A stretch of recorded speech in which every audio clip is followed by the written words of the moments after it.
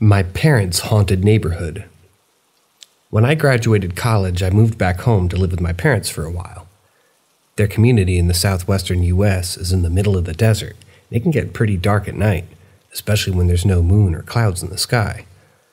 But that wasn't the only reason that living in that neighborhood was an interesting experience.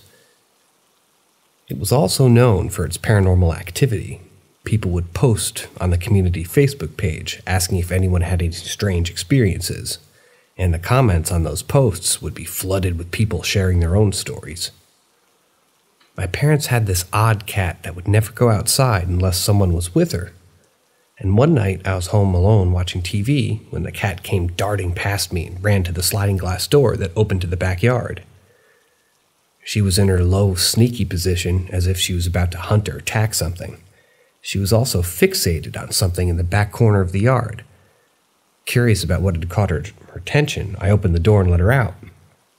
She ran up the bushes out of the corner of the yard and stopped in her tracks.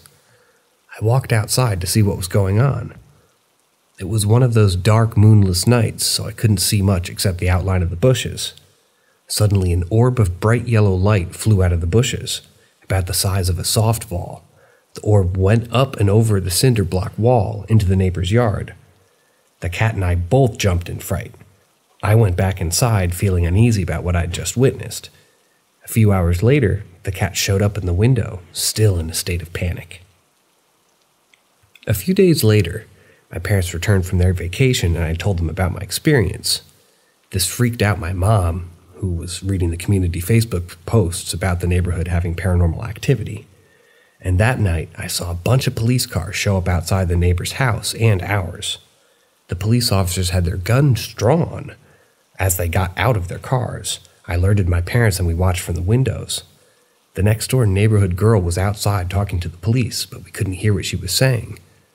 The police searched her house and found nothing, but the next day, my dad called her neighbor to ask if everyone was okay and see if they needed any help. Apparently, their daughter was home alone when she saw a black, shadowy figure in the end of the hallway. She screamed and ran for her phone, calling the police, and they searched the house and the surrounding area, but found nothing. It's interesting that the orb I saw flew into their yard a few nights before this incident. I still don't know what caused the orb, and the experience still gives me chills to this day. The paranormal activity in that neighborhood is just too real.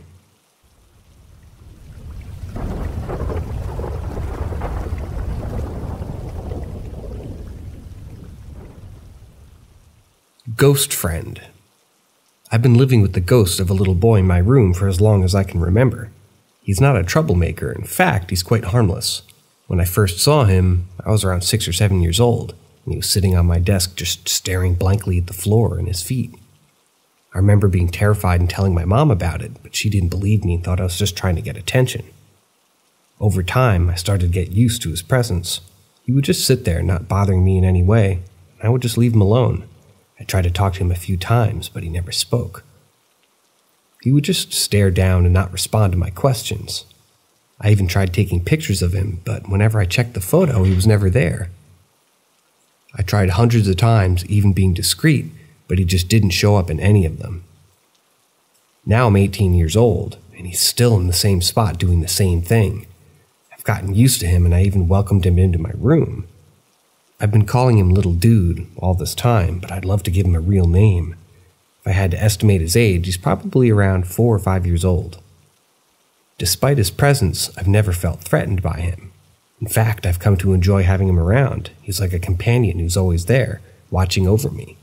And sometimes when I'm feeling down or alone, I'll talk to him, even though he never responds. It's comforting to have someone to talk to, even if they're a ghost. I've always wondered who he is and what happened to him. Did he die in this room? Did he have a family? I may never know, but I've come to accept him as a part of my life. He's not just a ghost, he's a friend, and I hope he stays with me for a long time.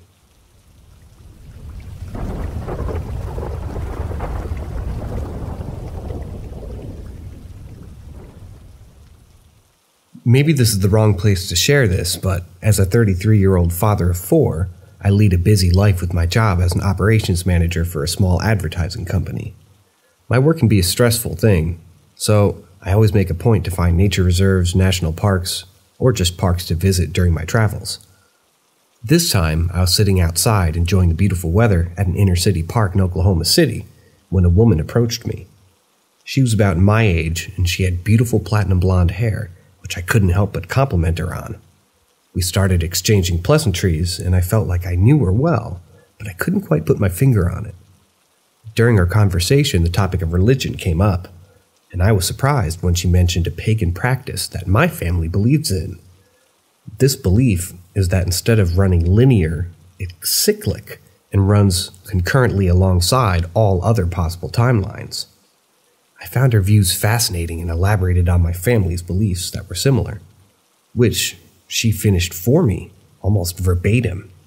I asked if we had met before, but she began to tear up, telling me that she missed these conversations. We hugged, and I felt like it wasn't only okay, but maybe right in this situation. I even offered to exchange contact information so we could continue our conversation further. However, that's when she said something that made my skin crawl. She told me that unfortunately, this would be the last time that she got to talk with me. As I let go of the woman, I looked her in the eyes again to continue the conversation, but she was gone. I was alone, sitting in that park bench, and it left me shaken up all day. Unable to sleep out of pure curiosity, I lay in bed with my 7-year-old and 5-year-old both asleep with their knees and elbows into my side. Questions and thoughts ran through my head. Was that encounter real, or was it a stress-induced apparition? Did I meet a version of my daughter in some distant future? Was I dead? And was this the afterlife? Has anyone else ever had an encounter like this? If so, is there any other way to replicate the scenario and maybe to tell what potentially, if that was maybe my daughter from another timeline and that I love her and always will?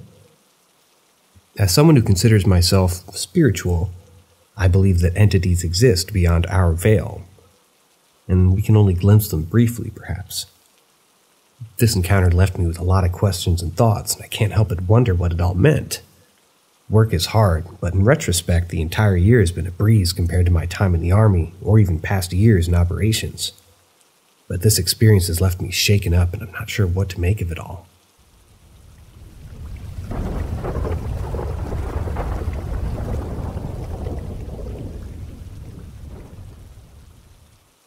Haunted work building. When I was working at the pub, everything seemed pretty ordinary at first.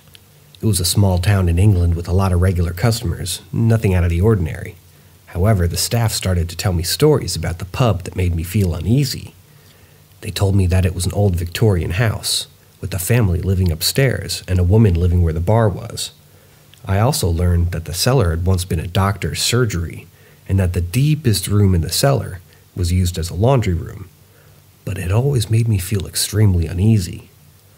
The staff told me that the old surgery room was haunted by ghosts that didn't like the women in there. They said that the only way to protect myself was to tell the ghost that I had the right to be there. They also told me that the woman who died in the bar was still there. All of this information made me feel quite uneasy, but I kept working. It wasn't until I'd been working at the pub for a few months that I had my first big experience with the ghost. I was alone in the pub before the shift, and I had gone down to the cellar to collect bottles and drinks to refill the fridge upstairs. I decided to go deeper into the cellar and get clean towels, but on my way out, the lights cut out. The laundry door slammed behind me and I heard footsteps coming up. The footsteps sounded heavy, like a man, and I heard heavy breathing. I swear my heart was pounding, and as soon as the footsteps stopped, the lights came on. There was nobody there, but I ran upstairs and bolted the door. When my colleagues arrived, they said that I was shaking. I remember just praying and refusing to go back downstairs. The second experience was different. I was in the bar with my colleague when a woman walked up to the bar, and we were serving other customers, so she was in her periphery. She was very clearly asking us if we could please help her. We said yes, just wait a minute, and she said that she'd been waiting. She walked out of the bar and into the adjoining concert room, and once we finished serving, we went into the room to see what she wanted, but she was gone. What made it weird was that the room had no other exits. She had just walked in and vanished. We checked the CCTV, but there was no sign of her. Shook me up, but unlike our first encounter in the cellar, I didn't feel scared. I felt sad. It was like she was a residual spirit, lost and lonely. I hope she managed to find peace. The third experience was the second negative experience. Every area in the building had a telephone in it, the idea being that we could just call in each room since it was a huge building. The only phone that was broken was the one in the cellar because it never worked, and my boss didn't see the point of replacing it. Nobody really used the phone anyway. I had finished up for the day and had gone upstairs to the office and staff room. I was collecting my bags when the internal phone in the office rang. I was very surprised because there was no one else in the building. I went to check the screen to see where the person was calling from, and they were calling from the cellar phone, the one that had been broken for years. I frantically texted the other staff, and they confirmed that no one was up there. I answered the phone, but no one spoke, so I hung up. The second I did, they started calling again. I had this awful, uneasy feeling from the cellar ghost again. I grabbed my things and got the hell out. I told my boss the next day about the strange phone call, and she checked the cellar, confirming that the phone was still out of use. She felt really sick, as if she had been violated in some way. That place had so many little spooky things going on, doors closing, bar shutters rattling, things moving around, snooker balls rolling on their own, curtains twitching, but none of that stuck with me like these three experiences. The second one just made me sad, but the encounters in the cellar made me feel sick to my stomach. I used to dread going down there, and every time I entered the cellar, I felt uneasy. And when I left it, I was upset and emotional.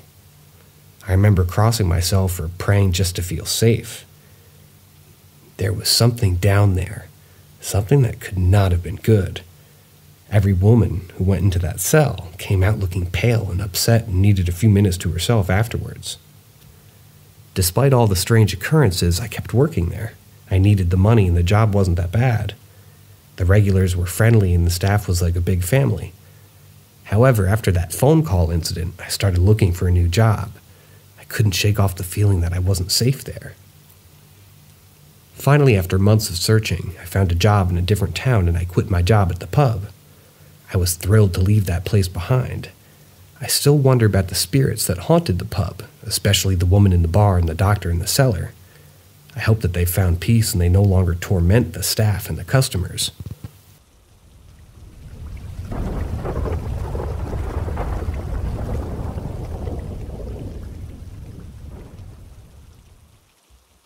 My daughter has been seeing a ghost since she was a toddler.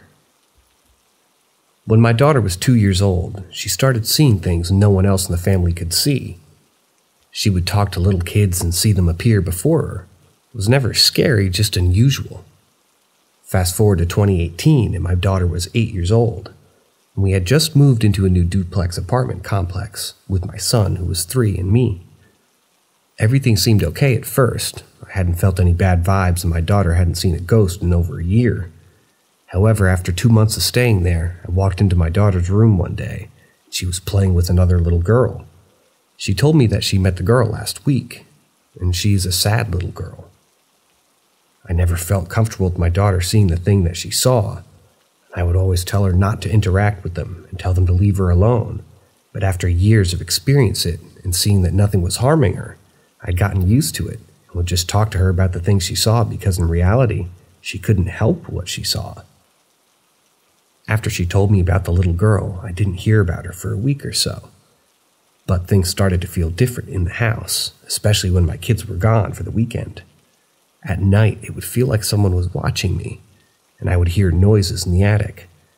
There was an attic in the duplex, but I never went up there, ever, because attics have always spooked me out.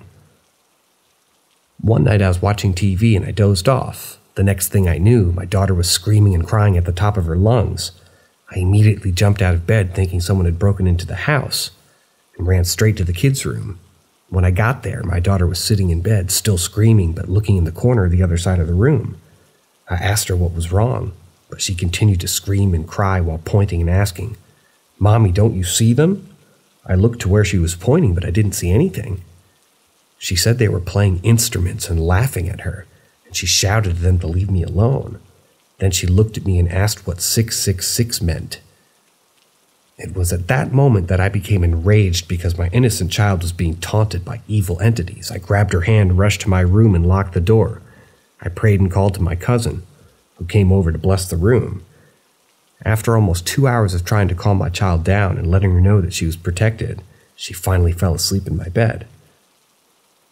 You would think that everything would stop after a night like that, but it seemed like I had pissed one of them off. While my kids were asleep in my bed, I just fell asleep when something told me to wake up. I immediately woke up and saw a dark figure gliding over to where my daughter was sleeping. Before it could bend down to touch her, I shouted at it to leave her alone. I grabbed my Bible from under my pillow and started saying the Lord's Prayer, and the figure went away. After that night, I moved out and left all the furniture behind because I didn't want anything attached to it. We never went back to that duplex again. The experience has left me shaken, and it made me realize that there's a thin veil between our world and the spiritual world, and I'm not willing to risk my child's safety for anything.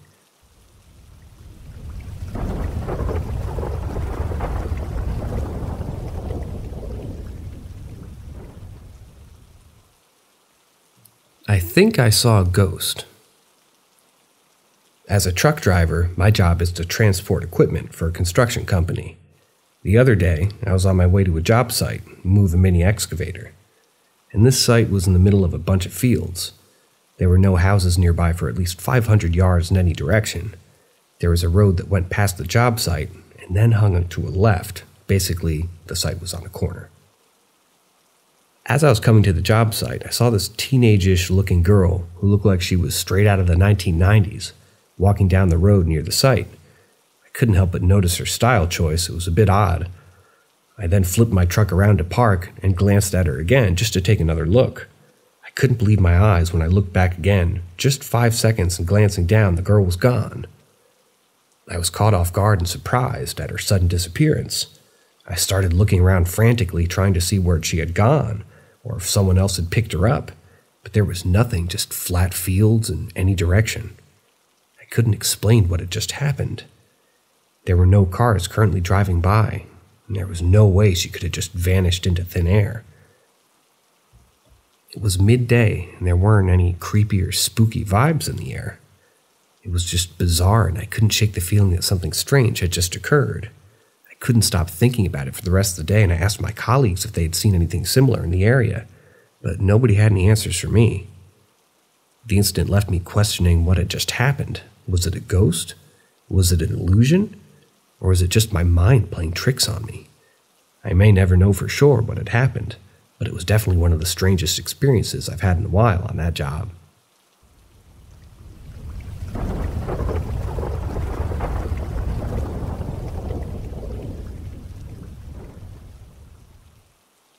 Old pacemaker in a drawer. I recently lost my beloved mother to a heart complication. She had been on her second pacemaker, and when it was replaced, they let us keep the old one. It's been 3 years now, and we kept it in a drawer in our living room. It had stayed quietly there until recently when something strange happened. Before the pacemaker was replaced, it used to make a noise to alert us that the battery was running low. At the end of my mother's life, her current pacemaker was making this noise a lot, but the doctors turned it off for good. It had just been over a week since my mother passed away, and yesterday, the pacemaker in the drawer started making the same noise. At first, we thought it was coming from the TV, and it gave us a big fright and brought us back to her last week in the hospital, hearing that noise over and over again. It was really weird because this particular pacemaker hadn't made a sound in years, and now it was suddenly talking to us. As you can imagine, this experience left us all feeling quite spooked and unsettled. We didn't know what to make of it, but it was clear that there was something strange going on. We tried to think of logical explanations for why this might be happening, but nothing seemed to fit. Was it just a coincidence, or was there something more to it? After talking to a few people, we learned that the concept of residual energy, it's the idea that objects can hold energy from past events, which can sometimes manifest in strange ways. It's possible that my mother's pacemaker was still holding on to her energy, and that's why it was making the same noises again. It's a comforting thought. In a way, to think that a part of her is still with us, right? Of course, there are other explanations. Maybe there was a glitch in the pacemaker system, or maybe it was just a fluke. But for me and my family, the idea of the residual energy is a compelling one. It's a reminder that our loved ones never truly leave us, even if after they're gone. In some small way, they continue to exist in the world all around us, through the things they touched and the memories they left behind. Regardless of what caused the pacemaker to start making noise again, it's been a source of comfort for us for a long time. It's a small reminder of my mother's presence in our lives, and we're grateful for it. It's strange how even the most unexpected things can bring us a little bit of peace when we need it the most.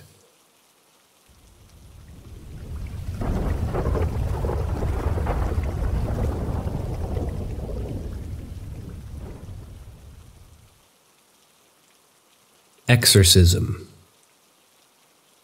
As a 23-year-old male, I've had the unfortunate experience of witnessing not just one, but 3 exorcisms. It's not something I like to talk about often, as it brings back memories that still haunt me. The fact that these exorcisms were performed on my family members only adds to the complexity of my emotions surrounding the subject. I remember the feeling of dread that would come to basically every time I knew these exorcisms were going to take place. The air would feel heavy and there was a palpable sense of fear and tension in the room. I won't go into too much detail about what happened during these exorcisms, as I don't want to trigger anyone who may be reading this, but suffice to say that it was terrifying. The voices that would come out of my family members during these exorcisms still haunt me to this day. It's hard to explain the feeling of hearing voices that's not your loved ones coming out of their mouth. It's like they're possessed by something else entirely, something that is not of this world. I know that there are skeptics out there who don't believe in the reality of an exorcism, and I respect their right to hold that opinion, but for me, having witnessed these events with my own eyes, there's no denying the existence of something beyond our understanding. I would love to hear from others who have had similar experiences with exorcism specifically. It's not something I feel comfortable discussing with most people, as it's such a sensitive and personal topic, but knowing that there are others out there who may have gone through similar experiences could be a comfort to me.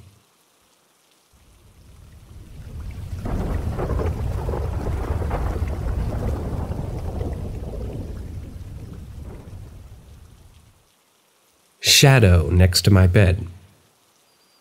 When I was a child, I remember experiencing something that still haunts me to this day. It must have been around 5 or 6 years old, and I was trying to fall asleep in my own bed. However, I had an unexplainable feeling that made me toss and turn for an hour without success. Eventually, I decided to go into my parents' room to see if I could sleep with them. My dad was fast asleep, but my mom allowed me to join her on the bed. Despite being next to my mother, the feeling of unease did not go away, and as I lay there, I turned over and saw a shadow figure of a man standing in front of me and my parents. The man was eerily still, not talking or moving, just watching us. The figure resembled King Ramses from the cartoon series Courage the Cowardly Dog, but it was all black. I was terrified and turned around to face my mother, hoping to find some solace. After a few moments, I gathered the courage to look back again, but the figure was still there, looming over us. I couldn't understand what was happening, and I was too scared to say anything. I tried to close my eyes and ignore it, but the figure stayed there, making me feel even more uncomfortable. As time passed, I mustered the courage to look back again, but to my relief, the figure was gone. There was no sign of it anywhere. I was relieved, but also confused and scared. I told my parents about the incident, but they didn't believe me either. They thought I was making it up, or it could have been my dad, but I knew it wasn't him as I could hear him snoring right next to me. Years have passed, and I still wonder what it was that I saw that night. It stayed with me, and I've tried to find logical explanations for it, but I've come up short. Maybe it was just my imagination, or perhaps there was something more paranormal at play. Nonetheless, it remains one of the scariest experiences of my life.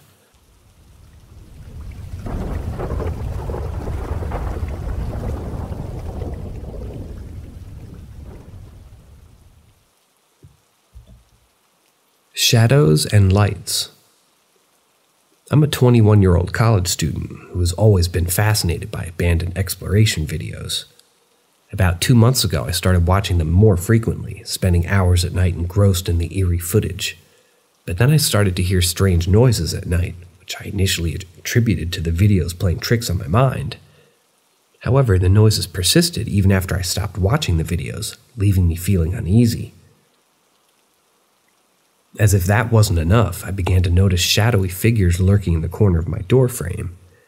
At first, it would peer over and then disappear, but after a few days, it stopped disappearing and just remained there. The figure looked human, and I couldn't shake the feeling that it was watching me. To make matters worse, I recently started watching a YouTuber who reacts to scary things, and ever since then, my LED lights, which I used to keep my room lit, have been turning off and on every time the video plays disturbing voices that says things like, "I'm in your walls," and other unsettling phrases. Needless to say, I've started to avoid staying up late and have been closing my door at every opportunity. All of this has left me feeling anxious and on edge. I'm not sure if I'm just letting my imagination get the best of me or if there's something truly sinister going on in my room. Either way, I don't think I'll be watching any more scary videos anytime soon.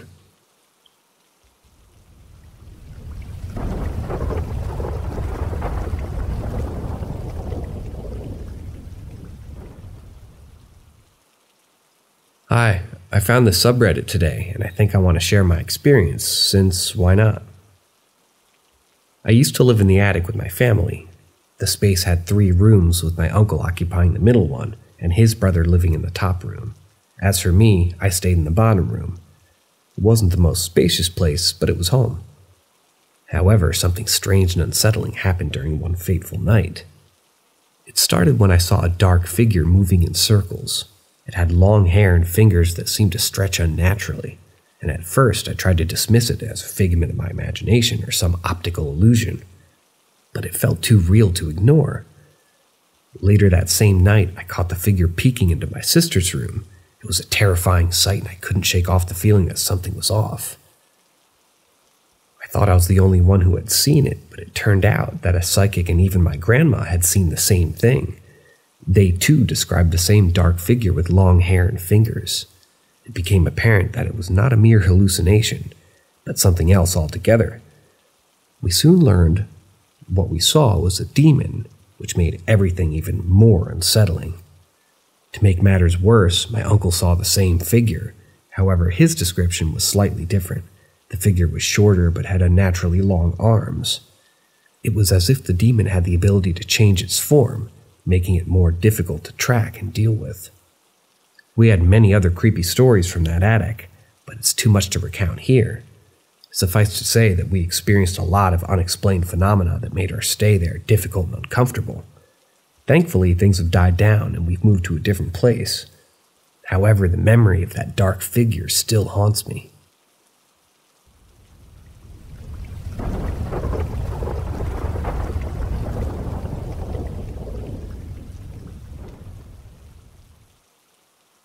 Yeah. I had a bizarre experience early this morning that left me feeling quite unsettled. It was around 4:30 a.m., and I'd been sound asleep for several hours. Suddenly, I woke up and realized I needed to reposition myself in order to get comfortable and go back to sleep, and as I did, I distinctly heard a child's voice say, "Yeah." The sound of the voice shocked me out of my drowsiness, and I immediately opened my eyes to see what was going on. Of course, I saw nothing out of the ordinary, just my dark, quiet bedroom. I tried to calm myself down by telling myself that it was probably just my imagination, or maybe even some kind of sleep hallucination. But the truth is, I was absolutely terrified. I lay there for a few moments trying to gather my thoughts and figure out what to do next. Should I get up and investigate? Call out to see if anyone was there? I quickly realized that both of those options were ridiculous. I didn't want to scare myself even more, and besides, there's really no way to know what was going on. So I took a deep breath and tried to relax. I closed my eyes again and focused on my breathing, trying to will myself back to sleep. It wasn't easy. Every little noise seemed amplified, and I couldn't shake the feeling that something was off. Eventually, though, I did manage to drift off, and when I woke up again, it was several hours later, and the sun was starting to peek through my window. I felt groggy and disoriented, but also strangely relieved that the night was over. Of course, the experience has stayed with me all day. I can't stop thinking about that voice, or what it might have meant. Was it just a figment of my imagination, or something more sinister? I don't know, but I do know that I'll be praying a lot harder tonight before I go to bed than normal.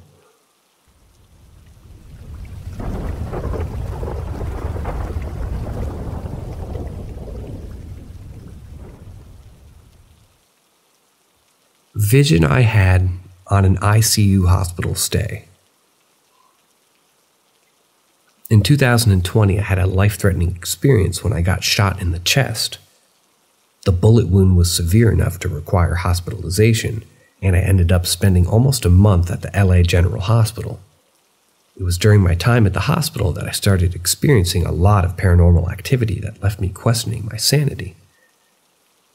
One of the most vivid experiences I had was a vision that will stay with me forever. It was the first-person point-of-view vision, meaning I felt as though I was reliving the incident as if it were happening to me. The setting of the vision was LA, and from the way people were dressed, it seemed to be the 90s. I was with a friend and we were cruising down the Pacific Avenue in Huntington Park. It was getting late and we turned onto the street where some gang members were blocking the road. As soon as they saw us, they started shooting into the car. In the vision, I was hit in the top of my head, and I felt the impact of the bullet shatter my skull. It was a painful experience, and I started crying and telling the driver to take me to the hospital. However, I died before we could make it there. The entire vision felt so real, as if it was happening to me and I lived through it all. It was all incredibly eerie, and it left me wondering if anyone else had ever experienced anything similar. While I was in the hospital, I also felt as though I had roommates, even though there was nobody else in the room with me. The paranormal activity I experienced during my hospital stay was unlike anything I'd ever encountered before, and it still leaves me feeling unsettled.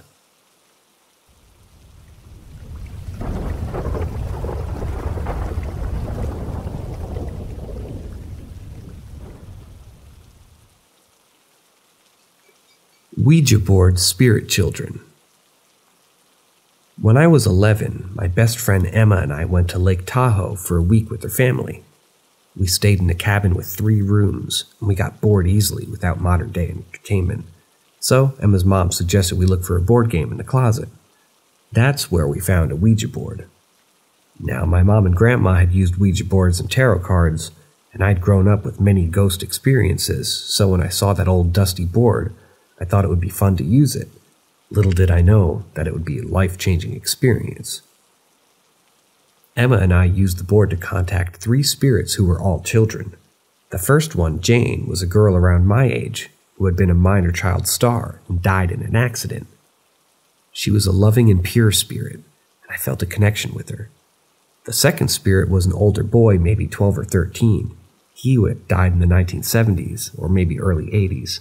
And a young girl around 8 years old from the 1870s. The boy seemed to be looking after the girl. They were always together. We took a photo of them, and in it, you can see 2 of the spirits very clearly. The boy was wearing a t-shirt with a beach logo and shorts from around 1980, while the girl was wearing a long-sleeved dress that hit her ankles and a bonnet, like someone from Little House on the Prairie. She was leaning into the boy, who seemed to be her protector. When I showed the photo to my mom, she took it for safekeeping, but I never found it again. I hoped to find the negatives and get the photo printed again, as it was clear and showed so much detail. During our trip, we connected with these spirits and became friends, as much as an 11-year-old with a Ouija board and a dream can. We used the board all the time, and we told spirits, bad spirits, were trying to get through, but we were being blocked out by the good spirits that we had called for. The bad spirits were attached to the cabin, but couldn't make direct contact unless we helped them. 1 year later, I used the Ouija board with another friend, and we connected with Jane again. I checked up on her every so often over the years, feeling a strong sense of protection and love from her. The other 2 spirits were also loving, but Jane's spirit was the strongest, with a bright white light around her. I later learned that she was quite a philanthropist and a little activist, and I felt like she would have made a lot of change if she had still been alive. There was some weird activity during our Ouija board sessions, and the good spirits told us that the bad spirits were trying to get through but were being blocked out. There was a struggle, but the good spirits were holding the door shut with all their strength to spend time with us. I got the feeling that they'd interacted with the other kids for a long time, that they were genuinely good spirits. They were like literal angels, and their energy and love were so strong that it was palpable. Writing this out made me realize the magnitude of the experience. We were scared at the time, but looking back, it was incredible. I felt a connection with these spirits, and they protected us from the bad ones. I don't think I'll ever forget that experience. It was life-changing.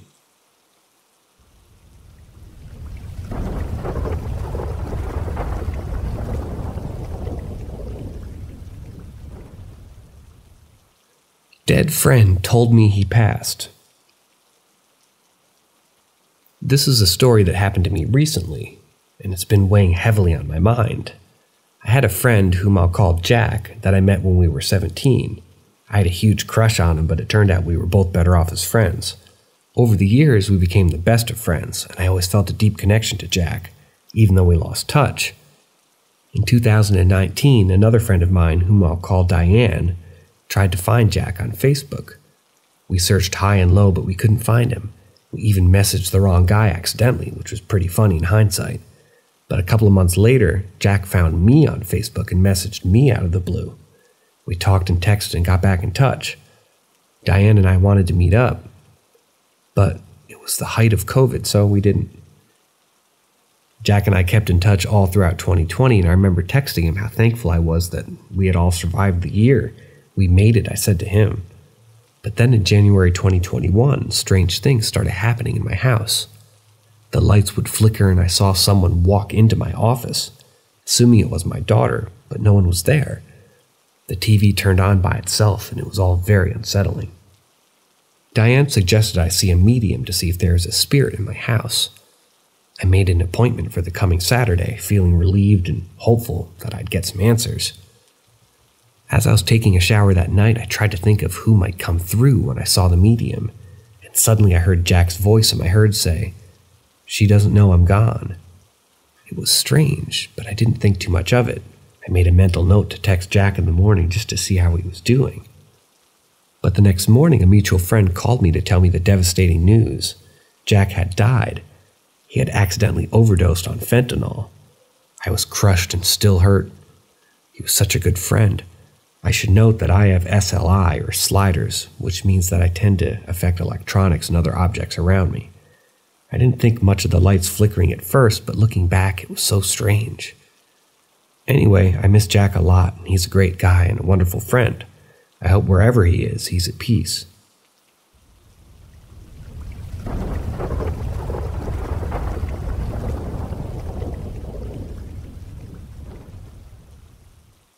Ghost experience when I was a kid.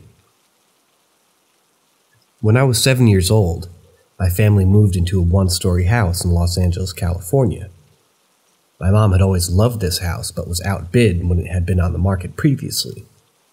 Now, a few years later, it was on sale again, and this time my parents had the winning bid.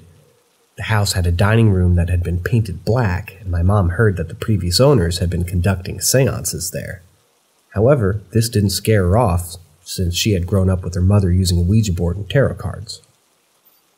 We had many paranormal experiences in that house, but one particular experience sticks out in my mind. My sister and I shared a room, but she usually went to sleep in our parents' room almost every night because she got scared. One night, I was woken up by tapping on my shoulder. When I opened my eyes, I saw the silhouette of an adult man walking slowly across my room. It was like a shadow on a far wall, and I still clearly remember his profile. He was tall with a sharp, pointy nose and strong jawline. I froze in fear watching as the man walked slowly and then disappeared. I was terrified and hid under my blankets, pretending to be asleep, not sure if what I saw was a ghost or an intruder. The next morning, I told my parents about what had happened, and they were silent for a minute. That's when I knew I wasn't the only one experiencing things in that house. My father started experiencing severe night terrors, including one night where he thought he was physically fighting someone and fell through our bedroom's glass window. We didn't live there for a long time, but the paranormal experiences didn't stop after we moved. We had only moved a few blocks away to a rental house that we lived in for about a year before my parents bought another house, and that was just a couple blocks away. It made me wonder if there was something in that entire vicinity. The experiences that we had in those other two houses were just as strange as the first house. We had a sudden rat infestation, our dog died for no reason, things went missing, and we had ghost sightings. If that wasn't enough to make me sound crazy, I also had an experience with fairies, but I'll save that for another post. My main ghost story is definitely when I was 7, and I was awoken by a ghost man in the middle of the night. I'll never forget it. I'd love to say it was my first and only ghost experience, but it was neither. It's possible that the paranormal activity followed us from house to house, and I'll never forget the terrifying experiences I had during my childhood.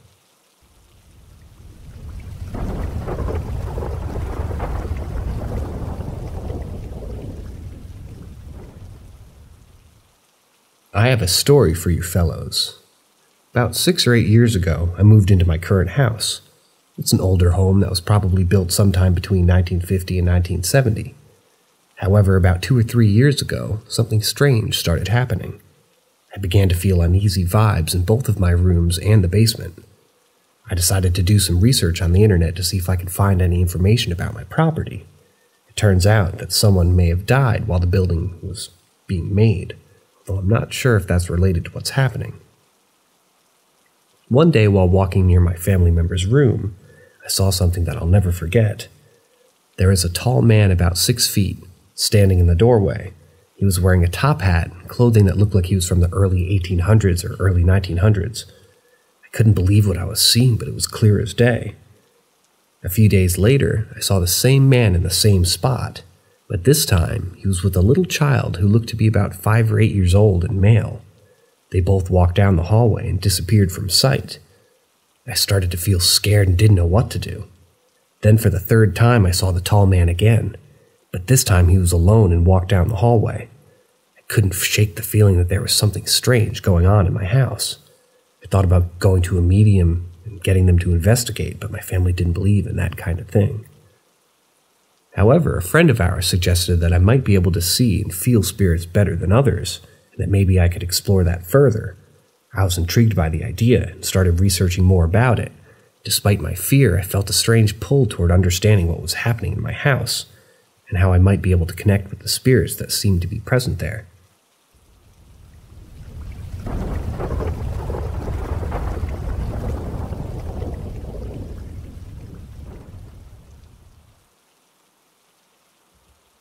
Old occurrence.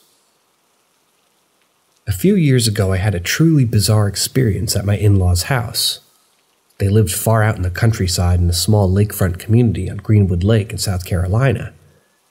They had some neighboring properties nearby, but most of the folks there were seasonal, and my in-laws were the only ones who lived there year-round.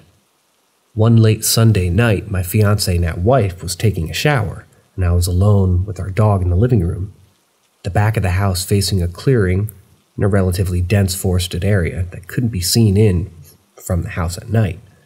However, the blinds up and the lights on, it was easy to watch into the house from the woods at night.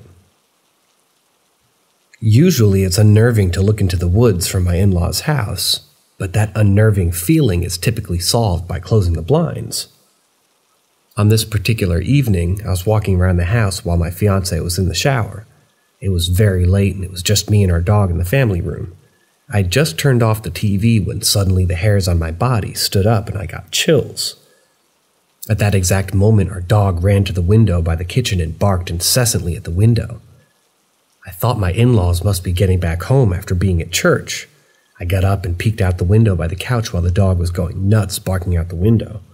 But to my surprise, there were no headlights or anything, only a massive thick fog that appeared out of nowhere. I glanced over at the window where my dog was still barking and noticed what looked like squatting figures peering into the window at him. It gave me goosebumps and I started walking towards them. However, when I blinked, nothing was there anymore, but the dog was still barking. When I finally got to the window, the fog was still apparent but less thick, and I looked around in the yard, but I didn't see anything until my eyes made it into the woods. I couldn't make out a precise figure, but it looked like something pale with glowing eyes was looking back at the house. I closed every blind in the house and turned on every light I could in the yard. Later that night, the in-laws came home and the fog was gone, but I couldn't shake the feeling that something was off. I heard scratching sounds on the walls of the room. We were sleeping in all night, almost like a cat trying to climb in to higher ground. And since then, I've never set foot in the woods surrounding my in-laws' house and always feel like something is watching me when I'm there. Honestly, this experience left me quite traumatized. I'm someone who enjoys exploring the outdoors and connecting with nature, but this event has made me incredibly wary of my surroundings, especially in unfamiliar environments. It's hard to shake the feeling that something sinister is lurking just out of sight, waiting to pounce. Even though I know it's likely just my imagination, I still can't help but feel on edge when I think back on that night.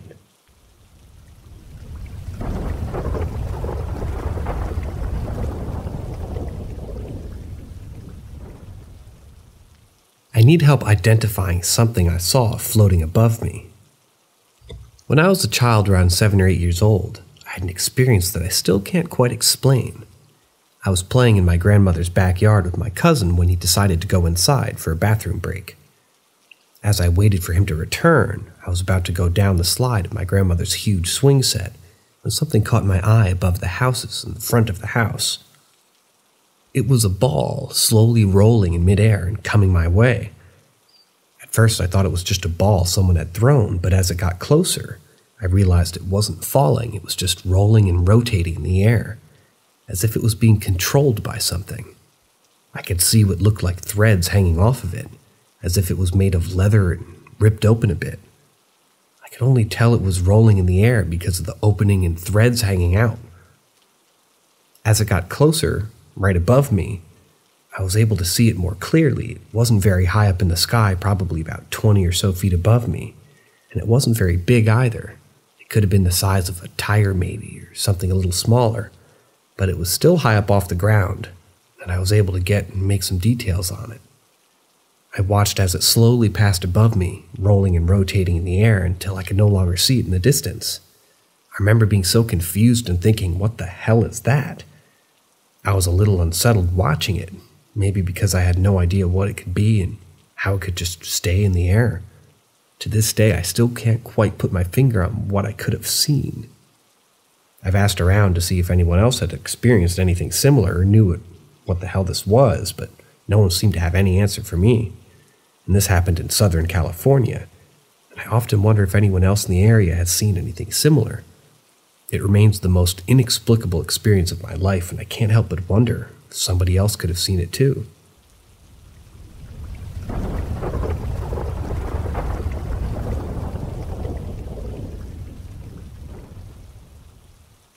Mimicked in Algonquin Park. In 2019, I had the opportunity to go on a canoe trip with my uncle to an Algonquin Park in Ontario, Canada. We embarked on a 4-day portage trip where we carried a canoe to a lake, crossed it, and then hiked to the other lake. We started to access Point 12, Pine Tree Lake, and after 2 days of paddling, we reached Sylvia Lake, where we set up camp for the night. After setting up our tent and taking a refreshing swim, my uncle and I decided to take a leisurely paddle around the lake. It was close to sunset and the warm colors of the sky were stunning. We paddled northwest of our campsite. We were just enjoying the peace and tranquility of the lake when a large bird flew overhead. In a goofy mood, I decided to make a caw sound at the bird. My uncle and I chuckled at my silliness, but our laughter was cut short when we heard the exact same sound coming from the swampy bay to our east. My uncle and I looked at each other with confusion. We knew it couldn't have been an echo because it was too close. There wasn't anything in that direction that could have bounced the sound back to us with. Curious, my uncle asked to do it again. Caw, 1, 2, 3, caw. I think I saw a ghost or a shadow or something. When I was younger, my family and I went on a trip to New Orleans. We were staying in a pretty old hotel. It had an old feeling to it, and I didn't think too much of it. It was just eerie. It was just a place to sleep after all, but that's where I had my first paranormal experience. One night my dad and I were laying down in bed. The room was completely dark. The only light was from the lamppost outside from the window. My dad was already asleep and I was facing his back. As I rolled around to the other side, facing away from him, that's when I saw it. There was this man with a hat and a long coat, and he was holding a briefcase. I couldn't really see his face. It was like a shadow or an outline of a person, not a physical human. He didn't do anything but just stood there. I was super freaked out and didn't know how to react. I couldn't tell if I was having sleep paralysis, though I don't think it was because I was still able to move my body and blink my eyes and stuff. Or just my mind playing tricks with me. But there it was, standing right in front of me. I didn't wake up my dad because I didn't want to scare him or have him think I was crazy. I just stared at this figure for what felt like an eternity.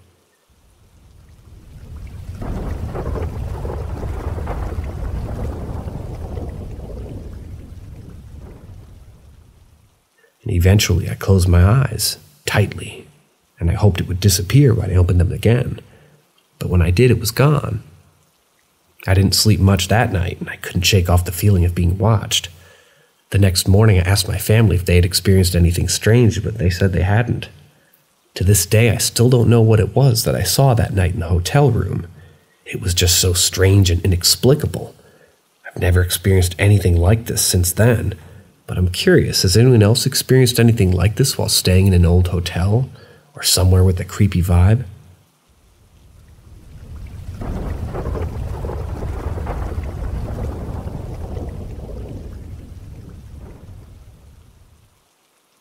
My dad was followed home by duendes. My dad has always been a man of a few words, but every now and then he opens up and shares a story from his childhood. One of those stories involved a peculiar encounter with duendes, a small supernatural being from Latin American folklore. It was many years ago when my dad was a kid, and he and my grandpa were tending to their land. Bored with the work, my dad wandered off to a nearby stream where he saw a group of strange little beings playing in the water. They were about the size of dolls with human-like proportions and movements. Some of them even appeared to be walking on the water. As my dad watched in amazement, the duendes signaled him to come and play with them. My dad eagerly joined in, splashing around with the little beings for what felt like hours. But when my grandpa finally found him, he was furious. He couldn't see the duendes and assumed my dad was playing alone. My dad was disappointed to leave his new friends behind, but didn't think too much of it at the time. However, things started to take a turn when my dad started seeing the duendes around the house. They would pop out from behind walls during dinner, and my dad would offer scraps of food, much to my grandparents' annoyance. My dad was convinced that the duendes were real, but no one else in the family could really see them. My grandparents thought he was making it all up or imagining things. Concerned by their son's behavior, my grandparents took my dad to see a curandera, a healer who practiced traditional Mexican medicine. The curandera performed a small ritual and advised my dad to keep a cigarette behind his ear for a week. Miraculously, the duendes disappeared, and my dad never saw them again. Despite the oddness of the encounter, my dad had always maintained that the duendes were real, and that the experiences were some of the most vivid memories of his childhood as a whole. He's embarrassed to tell the story, but I'm fascinated by it. It's incredible to think that there are so many supernatural beings all around us that we can't see or understand. My aunts and uncles have even more stories about the duendes, some of which are not so friendly. I'd love to hear more about these mysterious creatures and their secrets.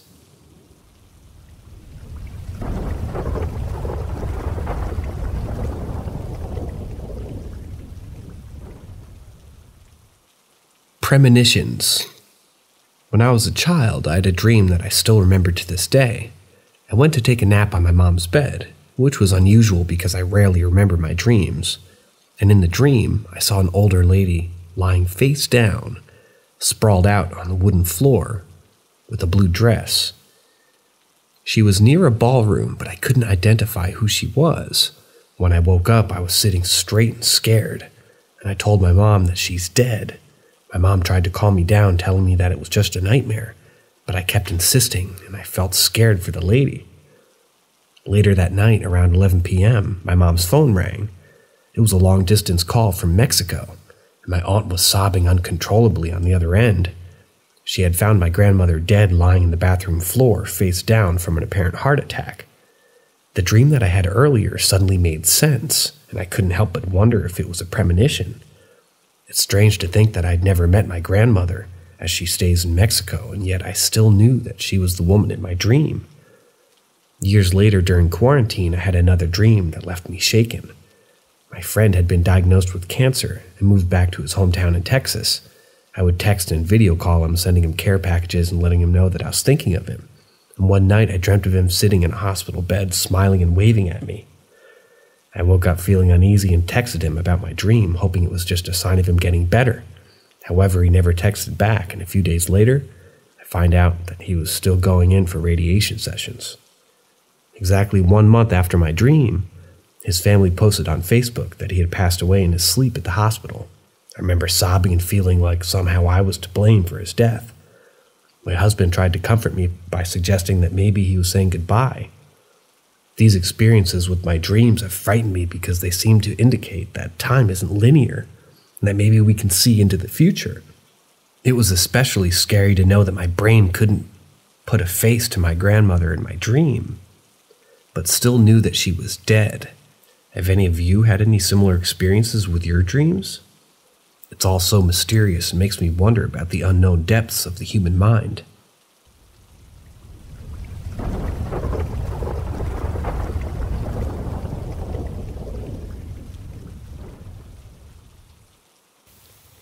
Ask Reddit 3.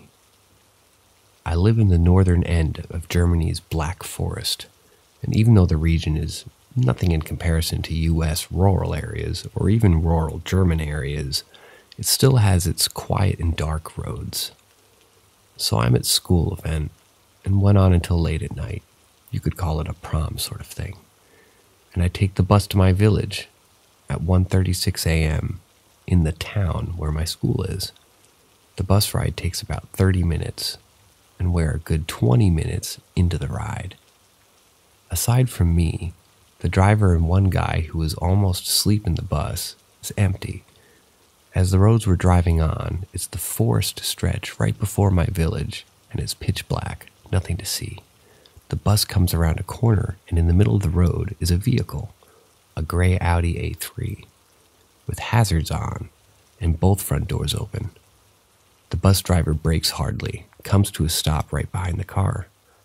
Nothing to see, nothing to hear, just the engines running. The bus driver turns around in his seat and opens his mouth to speak when suddenly this woman comes out of the woods. Running toward the bus doors, bus driver, sleepy or now awake guy, and I just watch as she starts to hammer against the bus doors, screaming like some kind of animal. Bus driver slams into reverse and then drives away, almost slamming the driver door of the car.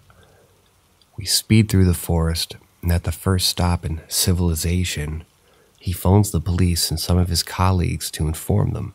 I still don't know what the hell was going on there, but I've heard from friends, and they've seen similar things, gray Audi with hazards on, in various parts of the country they live in. It still creeps me out, and I normally take to the bus earlier than midnight or sleep over when I'm out.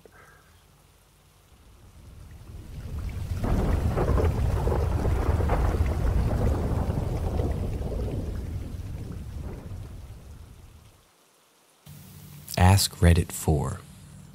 I'm not a trucker, but my father was. I became a diesel mechanic, kind of following his footsteps.